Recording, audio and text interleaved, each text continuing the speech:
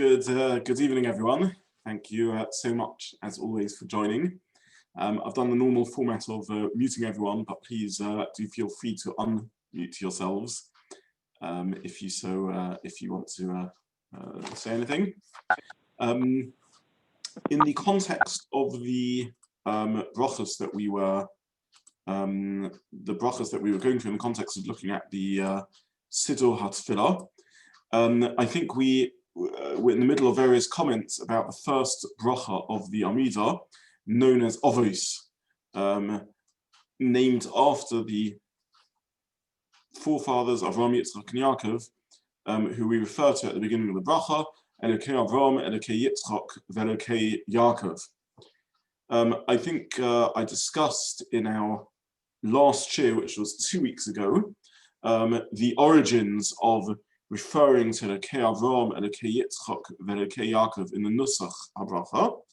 And this derives its source right back in the dawn of Jewish history, from the bracha given to Avraham Avinu, Lech lecha mi'artzecha, etc., ve'ezcha l'goygodol, v'avarcha v'gadol shemecha v'yei bracha, which Rashi already quotes Chazal on as telling us that this is the source of referring to Elokei Avram, Elokei Yitzchak, Velokei Yaakov in the bracha. So we won't go back through that again, but the reference to Elokei Avram, Elokei Yitzchak, Velokei Yaakov is built on the idea that Hashem has many names. Each name refers to a different aspect of our ability to relate to him. We find this even with human beings. Humans have multiple names. So to a stranger, one might be Mr. X or Mrs. Y. To children, one might be Daddy or Mummy. To friends, one might be known as one's first name. So the name reflects the relationship of the person who uses the name. Similarly, HaKadosh Baruch Hu, Hashem has many names. He's known as Yud Kei Vav Kei, he's known as Elokim, he's known as Aleph Dalet Nun Yud. Hashem has various names, and amongst the names that Hashem has are the names Elokei Avram, Elokei Yitzchak, Velokei Yaakov, reflecting the fact that each of these of us had a different way of relating to Hashem, and they became Merkava the Shekhinah.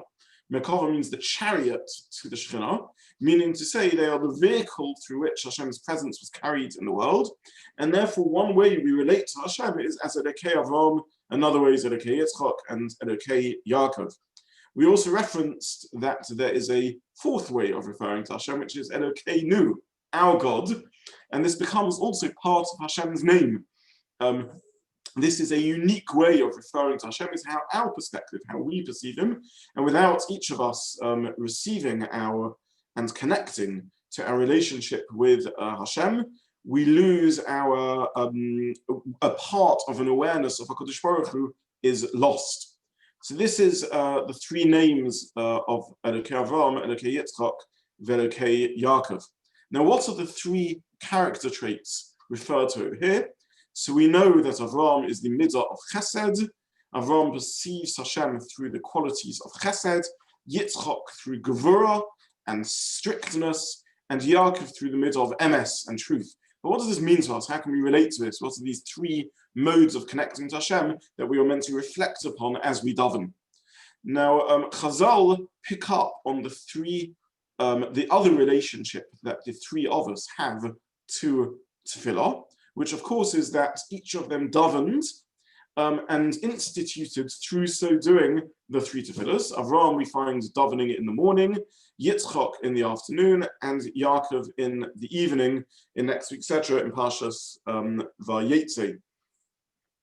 So each of them davened at a different time of day, and interestingly, even though according to Chazal, all three davened at the same location, that location is referred to by three different names.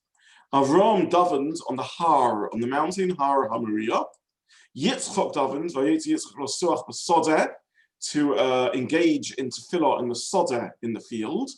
And Yaakov refers to that location, Chazal say, as a bias. Ein zeh ki im beis Elokim. This is the house of HaKadosh Baruch Hu. So Avram perceives this tefillah as taking place on a mountain, Yitzchak on a field, and Yaakov in a bias, a house. And these reflect their three midas. Avram's relationship to Hashem is awareness of the greatness, the grandeur of HaKadosh Baruch Hu, Godol, the great overwhelming presence of Hashem, and therefore he sees his awareness of Hashem as taking place on a har, a mountain. Avram davens in the morning, when he first wakes up and becomes aware of the gift of life. Moida ani lefanecha, we wake up in the morning and we are granted the gift of life. This is Avram's relationship to Hashem. He sees the chesed, he looks at the bria, the creation, and he sees it as overflowing with the love of HaKadosh Baruch Hu be given to us. He is filled with an awareness of the ahava and love and chesed, overflowing givingness of Hashem, given altruistically with nothing in it for HaKadosh Baruch Hu, and is aware of that godless, the greatness and overflowingness of Hashem. That is the morning at the Tefillah of Shachris. Yitzchak, he continues the path of Avram, but he is aware of the responsibility that goes with this. If we are given such great gifts by Hashem, this imposes a weight upon me, an obligation upon me to live up to these great expectations. This is the quality of din and gevurah and avodah, which is the lot of Yitzchak. This doesn't contradict Avram's relationship, it continues it, but therefore it alters it. This is about avodah, about a sense of responsibility and work that Yitzchak feels. He relates to HaKadosh Baruch Hu with a midah of yira, of fear, of pachad, of awesomeness, of an awareness of the awe that is owed to HaKadosh Baruch Hu. He therefore davens in a soda, a field. A field isn't just a gift of nature, the beauty and grandeur of nature given to us freely, but it is a place where we need to work, where we need to invest, where we need to put in the toil of farming, and therefore he davens mincha in the middle of the day, not when we've just woken up, aware of the gift of life, but in the middle of the day's work. The challenge of a mincha is interrupting the pace of life in the middle of a human endeavor and recognizing HaKadosh Baruch Hu in that. And then we come to Yaakov. Yaakov is the one that merges these two qualities of the previous others, and he arrives at a relationship with HaKadosh Baruch Hu, a connection, a two-way, an awareness of the gift given to us by HaKadosh Baruch Hu, but an awareness of our ability as humans to respond to that gift. And therefore there is a truth, emes, a truth in the relationship of Yaakov to HaKadosh Baruch Hu, because it isn't lopsided, it isn't just the chesed of Avram, it isn't just the avodah and responsibility of Yitzchak, but it is the titein emes Yaakov, the truth of Yaakov. And therefore Yaakov davens at Mariv.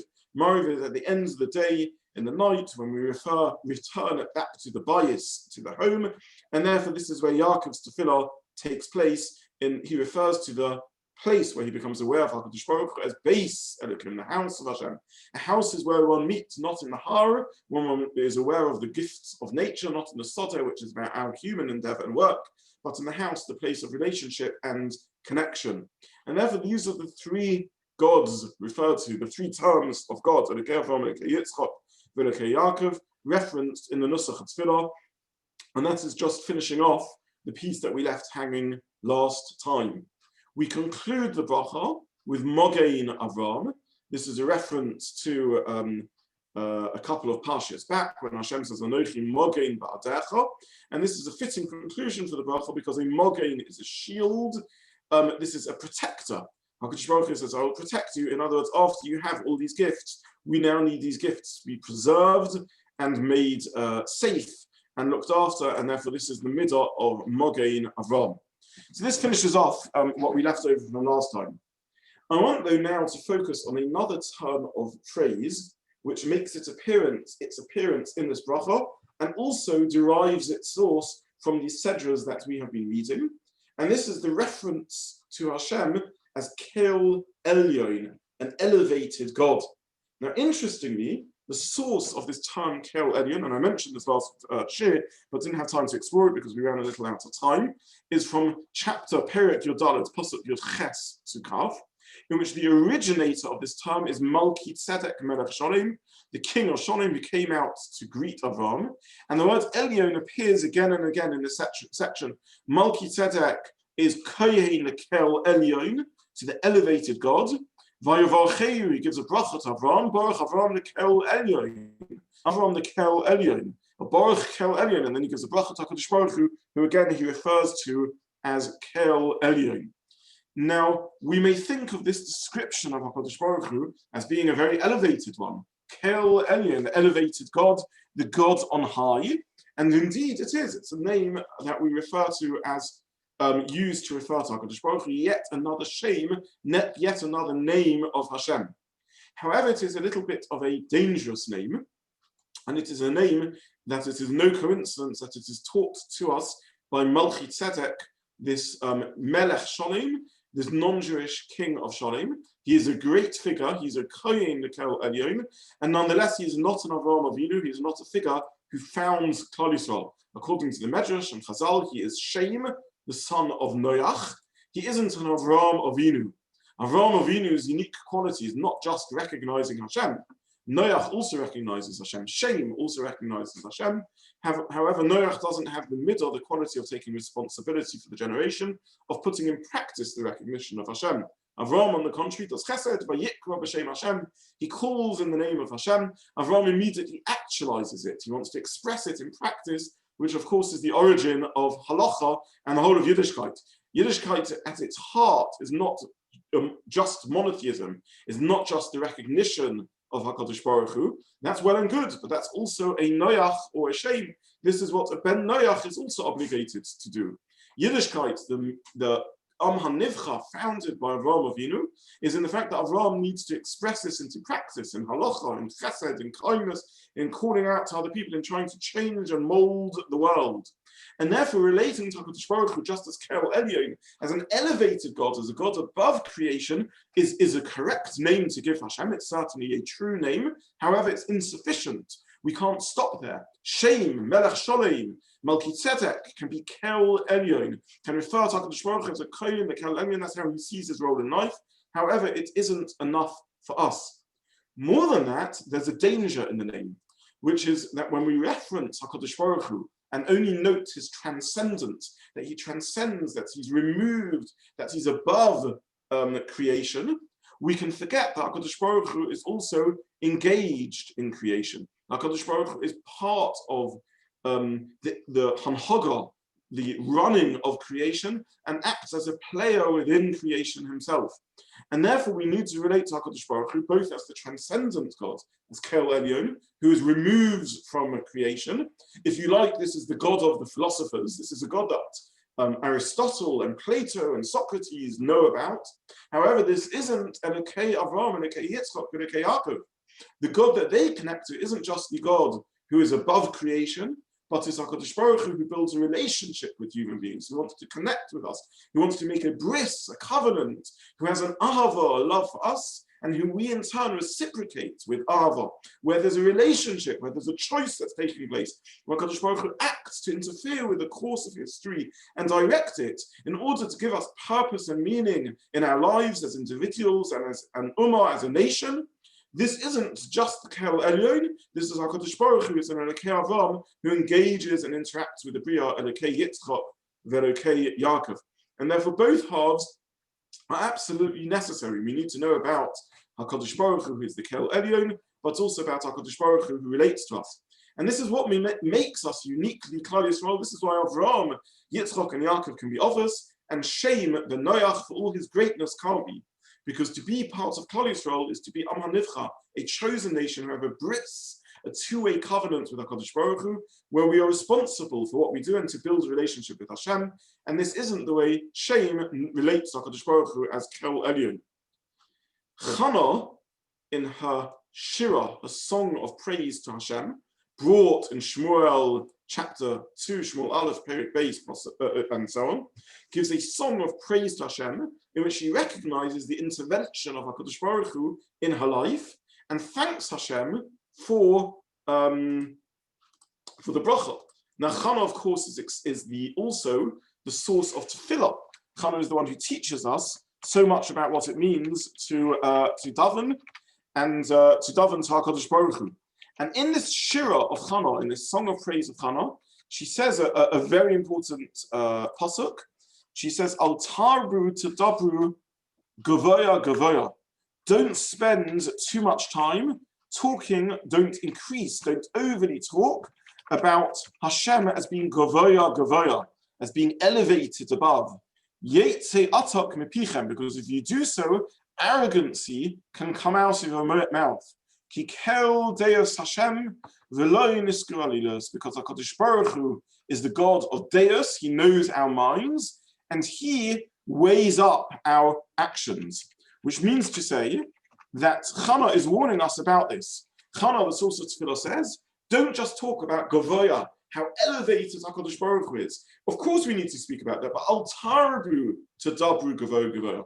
Don't overly increase in talking about Hashem and how elevated he is, because out of that can come an arrogance. We can think HaKadosh Baruch Hu has created the world, but now he leaves us alone. He doesn't interact with it. Now we are the master of the universe. No, we need to know Kikel Deus Hashem. HaKadosh Baruch Hu knows the minds of human beings. Don't think we are so lowly that he doesn't engage with us. And he is interested in weighing up the actions of human beings and knowing what we are. And therefore we shouldn't feel that we are so removed from HaKadosh Baruch Hu that he is just the Kel Elyon, not interested and not engaged with this world. And this leads us to perhaps the single most important thing we need to understand about prayer, about Tefillah. And what I want to explain now is deep and profound, and it's also a meditation, a reflection that we absolutely need to engage in when we daven. We often talk about Tefillah as being a meditative experience. What is the meditation that we're meant to engage in? What are the mindset and immersive experience that we're meant to contemplate as we daven? So the next part of what we're going to talk about is absolutely halacha l'maisa, and something that we should put into practice in our Tefillah. But the first thing we need to notice is a unique complication in the structure of Tefillah. This is something reflected in the Nusach of Tefillah and also in the Nusach of Brachas, which is that every single bracha is framed and given a Nusach, a text, which makes no grammatical sense, which contradicts itself in the very middle of the bracha. Every bracha starts off with Baruch Atah Hashem, in which we are speaking to HaKadosh Baruch Hu in what we call in Hebrew Lashon Noichach, the second person. Blessed are you, HaKadosh Baruch Hu. So we're standing there speaking directly to Hashem. And yet we shift in the middle of the bracha. For example, Shakol Niya Bidvoroi, everything came about through his word. We shift in the middle of the bracha to speaking to HaKadosh Baruch Hu in the third person, as if he isn't present and we're referring to him somewhat from the distance. And this is something found in all the Nusach Tefillah. Baruch Hashem Elokeinu melech haolam, hazonas ha'olam koloi b'tzuvoi, b'chein b'ches v'rachmim. HaKadosh Baruch Hu sustains the world in his kindness, even though just a few seconds ago we began with Baruch Atah Hashem, blessed are you Hashem. So this is a complication in the Nusach Tefillah. And the source of this, first of all, is in a fascinating halachic debate. The Talmud Yerushalmi in Brachos brings a machlokas between Rav and Shmuel, two Amoraim. What we refer to as Gemara is the text of the discussion in the Boti Medrash in the generations post the editing and closure of the Mishnah. The Mishnaic Rabbanim or the Tanoim, the Beis Medrash that discusses the yeshivas that discuss the Mishnah in the generations following on the Amoraim. And we learn the edited texts of the debates in the Boti Medrash that was formed into the Talmud Bavli. However, there was another Talmud written, the Talmud Yerushalmi, the Talmud of Eretz Yisrael, and there's a machlokus in the Talmud Yerushalmi, not brought in the Bavli, about the Nusach HaBrachas. And there's a machlokus. Rav says that all brachas should be said in the second person. Atah, we should always refer to Hashem as Atah. Shmuel, another Amora, says, no, we should not say Atah in the Nusach HaBrachas. We shouldn't refer to Hashem as you. It's a cheek to refer to HaKadosh Baruch as you. Our Tefillah should be referred to in the third person. Fascinating machlokus between these two, reflecting different ways of serving HaKadosh Baruch Hu. Rav, whose name means Rabba, Habe, much, greatness, he serves Hashem in the way of chesed, in an awareness of the presence of HaKadosh Baruch Hu. He says, Atah, he's happy to speak directly to HaKadosh Baruch Hu. Shmuel serves HaKadosh Baruch Hu with a more distant, with a more fearful relationship to Hashem. HaKadosh Baruch Hu is he, but he doesn't feel able to stand in front of Hashem and refer to him B'loshon Noichach in the first person. Now the Rishonim ask who we paskin like in this, and fascinatingly, they answer that we paskin like both. As a result of this machlokas, the takana of brachas was created such that we use both languages. We refer to Hashem both b'lashon nochach, ata, you in the second person, and as he in the third person. But of course, the puzzle remains in its essence, which is therefore which one is the correct way to refer to HaKadosh Baruch Hu. Should we refer to Hashem as you, or should we refer to Hashem as he? And this is addressed by the Aruch HaShulchan, who speaks about this, and he says that the idea is well understood, because we need to relate to Hashem on both modes. HaKadosh Baruch Hu in and of in himself, if we can use that language. HaKadosh Baruch Hu, to the best of what we can refer to him as, is completely hidden from us, completely concealed. We can't even talk about him. We realize that HaKadosh Baruch Hu is above time and space, above any ability of human language. He is infinite and therefore indescribable. He has no boundaries, and therefore there's no way we can clutch on and grab hold of even the concept of what HaKadosh Baruch Hu is. And therefore, ultimately, HaKadosh Baruch Hu is removed from us. On the other hand, HaKadosh Baruch Hu also has a relationship with us. HaKadosh Baruch Hu also wants to form a connection with us. He also makes a covenant with us. And this gives us a second mode of relating to HaKadosh Baruch Hu. From our perspective, Hashem, who Olam Chesed Yiboneh, has built a world of kindness and has given us the gift of life and given us the gift of existence. And when we reflect inwards, from our very gift of existence, we can see and perceive HaKadosh Baruch Hu. When we reflect on the fact that we are alive, the fact that we are here, if we probe and meditate deeply on that and experience the wonder of our existence, immediately we see the Lahavah, the love of HaKadosh Baruch Hu for us. We are aware of the presence of HaKadosh Baruch Hu maintaining us and sustaining us and giving us life. And therefore, we are now able to refer to Hashem in a relationship language, in the language of Ata, of you. And therefore, we are constantly balancing in our Tefillah these two components. We become aware of the love that we experience HaKadosh Baruch Hu. We say Baruch Ata, and as soon as we say this, and we are aware that we are standing in the presence of Hashem, we immediately retreat backwards in fear and in awe of the divine presence of HaKadosh Baruch Hu, and we become aware that actually we are distant, that absolutely he's unknowable. And now we shift into serving Hashem with the middle of yirah, of fear, of an awareness of the gulf and the gap that exists between us. This is the balancing act that we are constantly engaged in Tefillah. And I do want in a few moments to talk about this from a meditative sense. We are literally meant to experience this in our Tefillah. This is something very real that we're meant to take part in as we daven to HaKadosh Baruch Hu. This isn't just meant to be an abstract piece of philosophy, but we are meant to feel ourselves hovering and living the tension between these two worlds that we inhabit, between the world of Lahavah and the world of Yirah. And I just want us to learn together a piece of Rambam in which the Rambam so beautifully describes these two emotions that we're meant to feel and how they interact with each other. So I've just shared my screen, and here you can see Rambam in Hilchos Yesod Torah, the Rambam in the Halachah, the Foundations of Torah, and he says as follows: Hakel hanichbad v'hanor hazeh, this great and elevated God, mitzvah la'avo or so we are meant to love him and we're meant to fear him. Sheneman, he brings the psukim v'haftes Hashem rekecha, v'nemas Hashem rekecha tira. We are meant to love Hashem and we're meant to fear Hashem. V'heyach yaderech la'avos v'yirosir. How are we meant to love Hashem and how are we meant to fear Hashem? Says the Rambam, we should work on Ahava directly, not on Yirah, because Yirah follows automatically if we get the Ahava, the love, right. And this is such a central principle that the Rambam is teaching us. The way we are meant to work towards Ahava Hashem and Yirah Hashem is by working on the Ahava of Hashem. Carries on the Rambam. What is the way to love and fear Hashem? When a person reflects on Hashem's great and mighty deeds, and we see the wisdom of Hashem and the gift of existence Hashem is giving us, immediately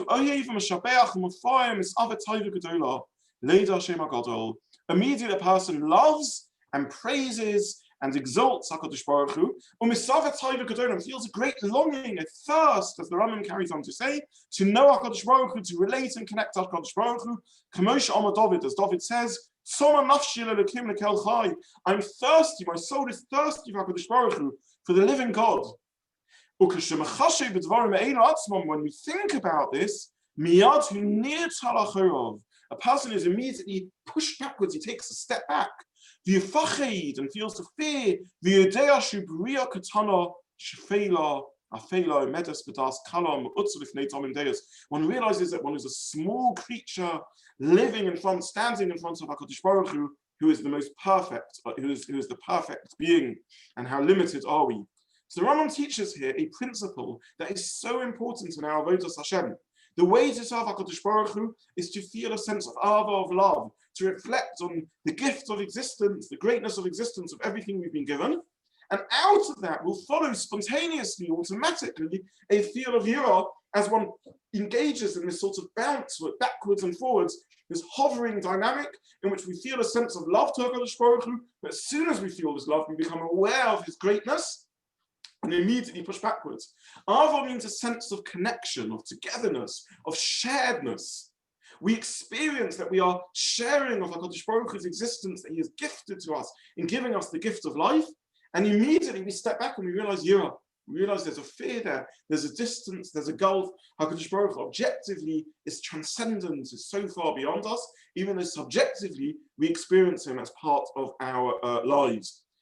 Now, I want to show how this is woven into the fabric of Tefillah in so many different ways, and we miss it perhaps sometimes. We don't notice this, but it is there in Tefillah again and again.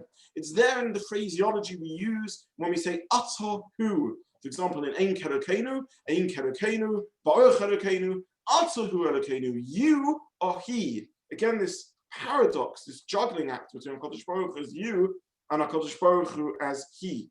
We say this in Tehillim. There's a beautiful Tehillah. It doesn't need my approval to call the Tehillim beautiful. Tehillim Lamed Daled.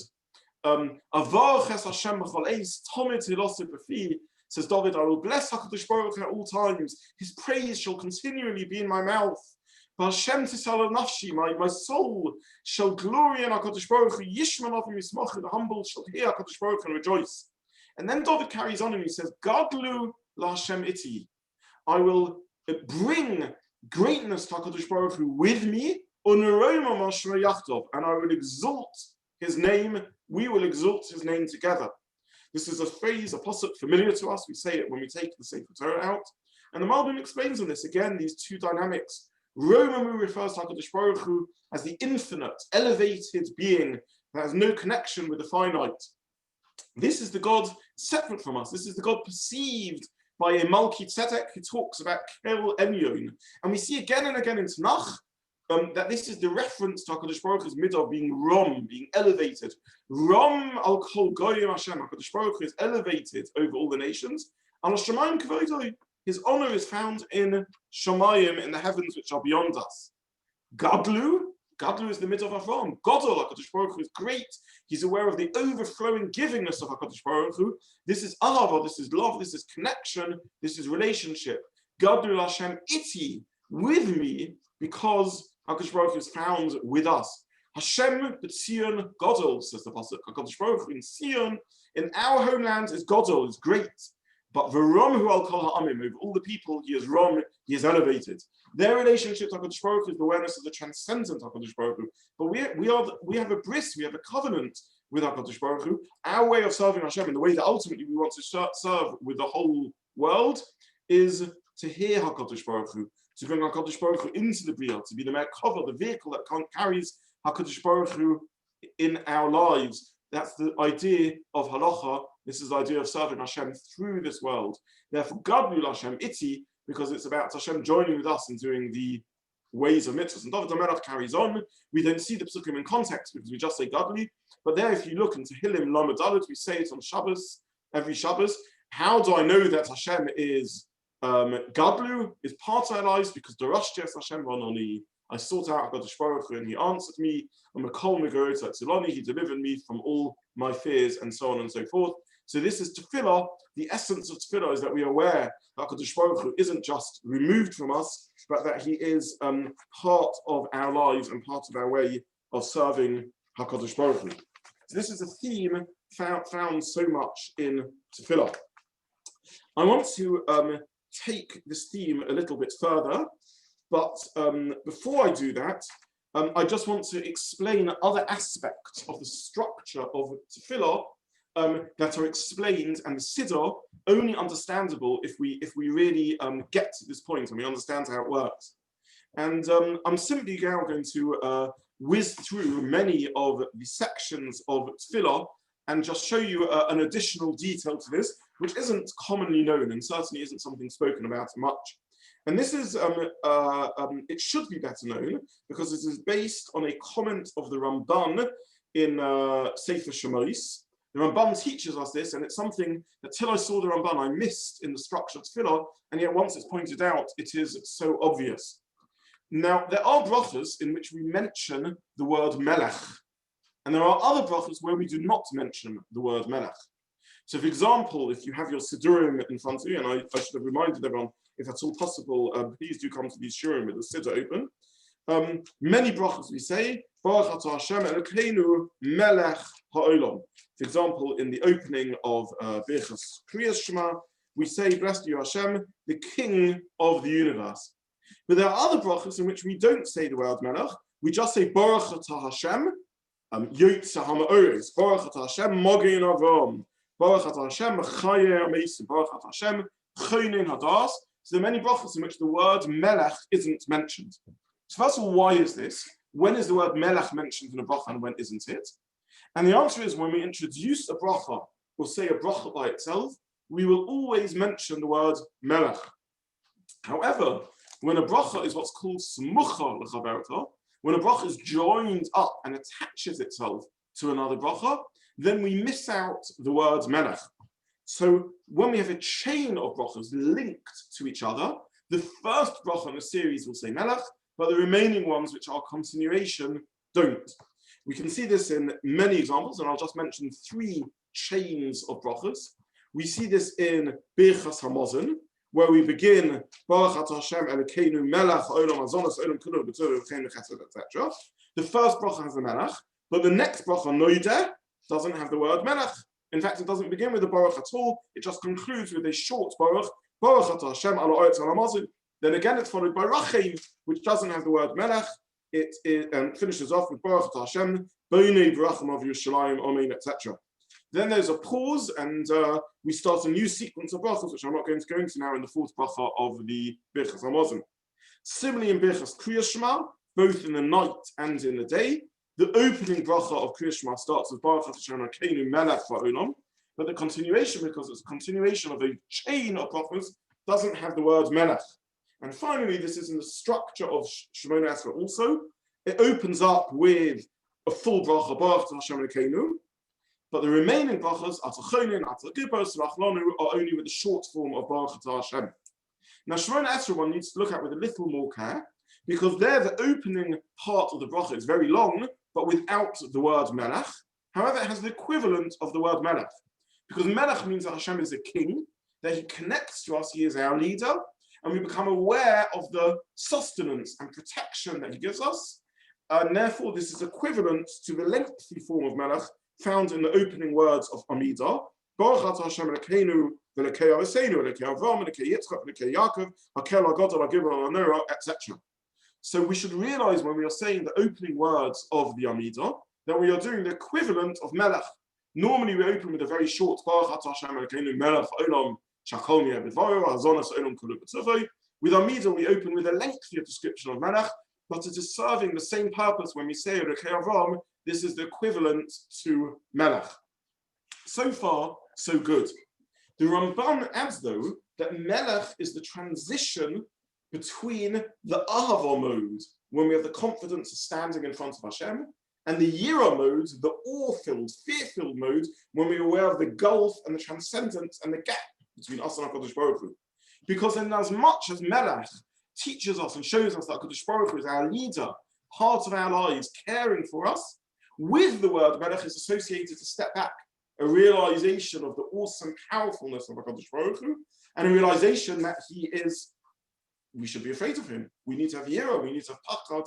Also, we need to live up to the responsibilities and obligations and the duties of, in the language of the Rambam, being such small creatures standing in front of the magnificence of HaKadosh Baruch Hu.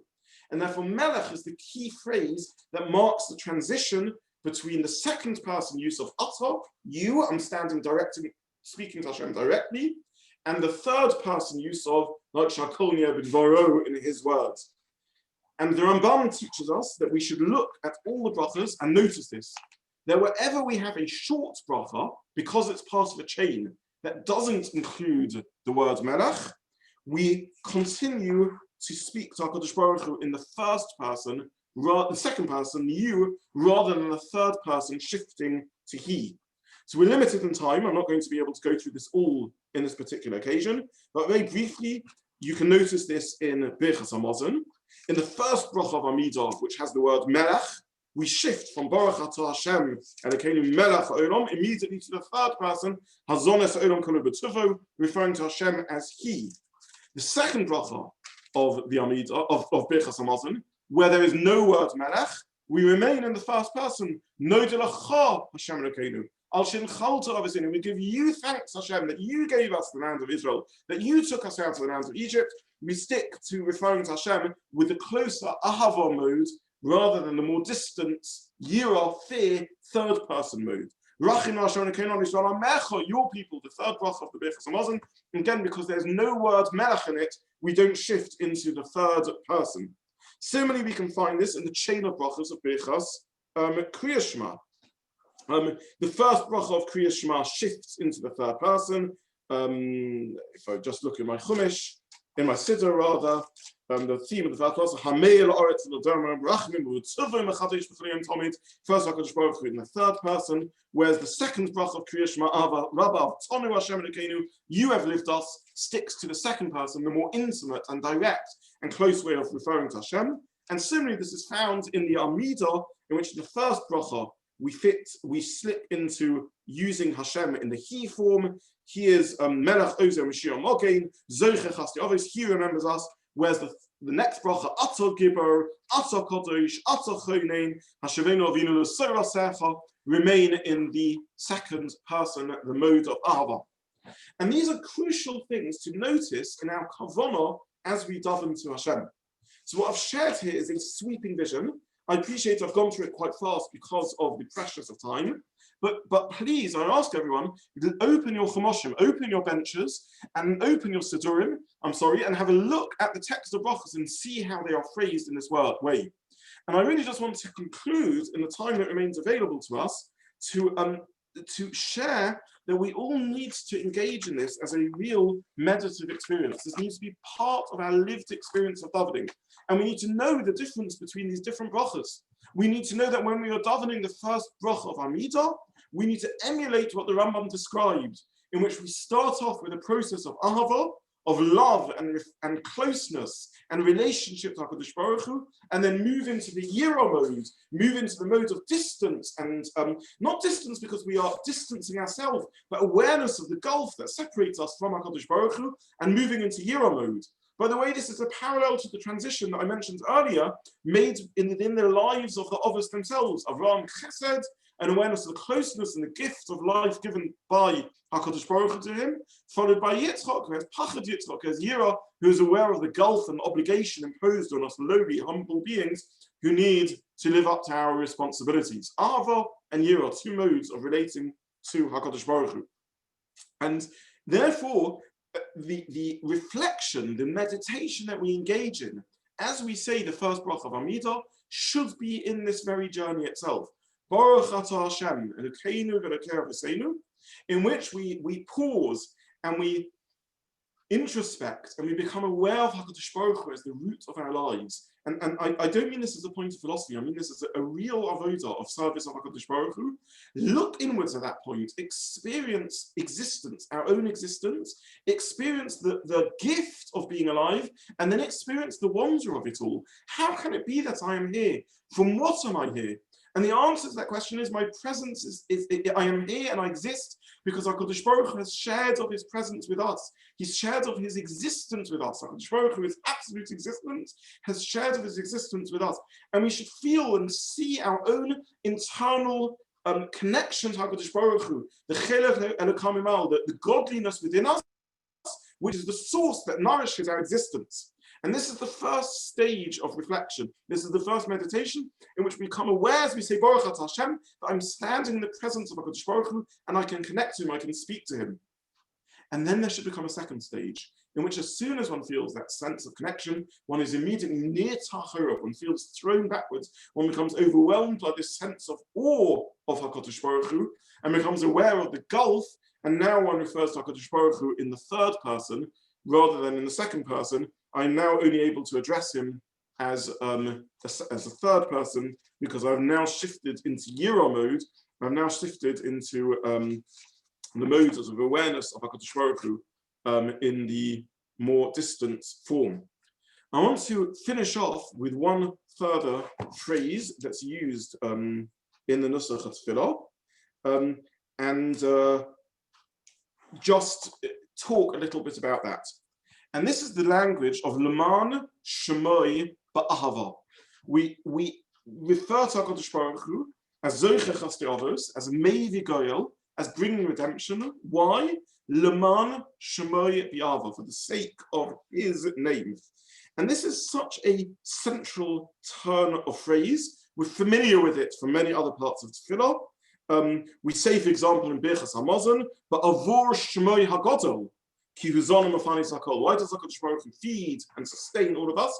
Because of the sake of his name. And this really connects up with what we are talking about up to now, but reminds us of a central theme of Tefillah. The essence of Tefillah is not a tool, a lever to create greater security for ourselves. It's not a tool to somehow fool ourselves into thinking we are in control. We can sometimes be in a difficult situation in life where we feel out of control, where we feel helpless, and we can misunderstand Tefillah if we think its essence is about giving us another lever to manipulate reality. The essence of Tefillah is to remind us that Leman Shemoi, that we are vulnerable, that we are in the hands of HaKadosh Baruch Hu and dependent on him. Tefillah in its heart is a reminder that we are not in control, that we stand in the presence of HaKadosh Baruch Hu and we are dependent on his love and the gift of existence that he gives to us. Leman Shemoi Ba'ahava, he feels ahava to us. He has given us the connection with him, which is the foundation and basis of our existence, but it is Leman Shemoi. It's ultimately not because of our own worth. We are in the hands of HaKadosh Baruch Hu. And here I want to speak about something that pains me deeply. We're living through a tough time. We're living through a pandemic. One of the most central messages of this pandemic is that we are not in control, that we humans, with our arrogance, with our hubris, with our sense of entitlement, think we are in control. And the essence of Yiddishkeit and the essence of the message of this is, no, we are biyat HaKadosh Baruch Hu, in the hands of Hashem. And it's paradoxical that sometimes we can abuse Yiddishkeit, we can abuse religion, we can abuse Tefillah as a way of avoiding confronting our lack of control. It makes us insecure. We don't like being out of control. The essence of Avodah Zarah, of idol worship, is to deny that we are biyat HaKadosh Baruch Hu. But we can twist sometimes Tefillah, and we can twist Yiddishkeit into thinking it tells us, no, we really are in control. We really are in charge. We resist. We don't like admitting that we're vulnerable in this pandemic. We don't like admitting that there are steps we need to take. We find it hard to acknowledge our own mortality.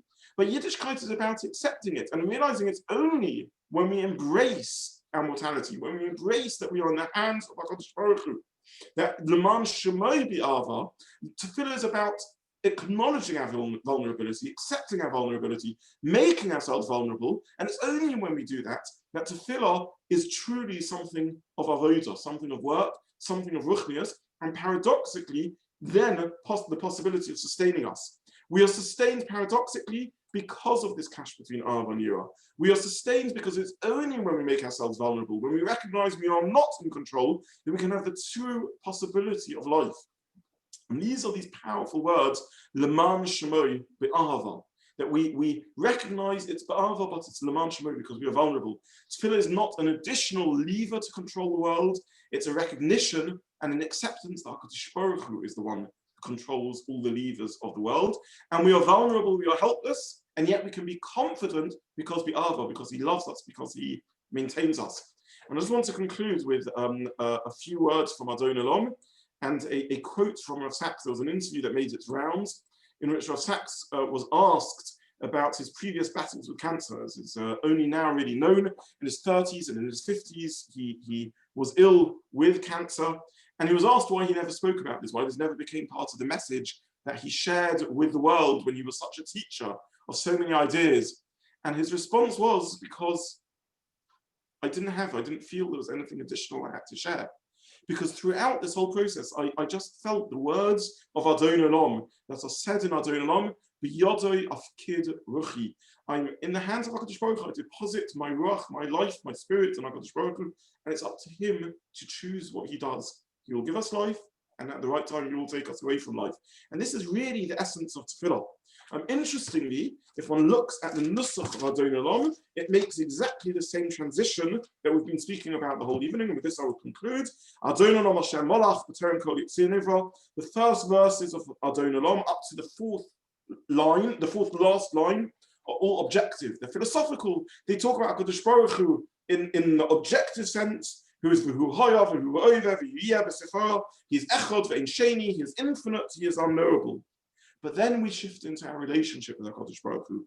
V'hu Eli, he is my God. V'chai Goyali, he is the God who redeems me. So Chevli Beisar, suddenly we start talking about HaKadosh Baruch Hu objectively, and the me, the relationship comes into it. The last 4 verses of Adon Olam. V'hu Nissi Omonosli, he is my banner, he is my refuge. So Chevli Beisar, etc. He looks after me. B'yodoi afkid ruchi, I hand myself over to his control.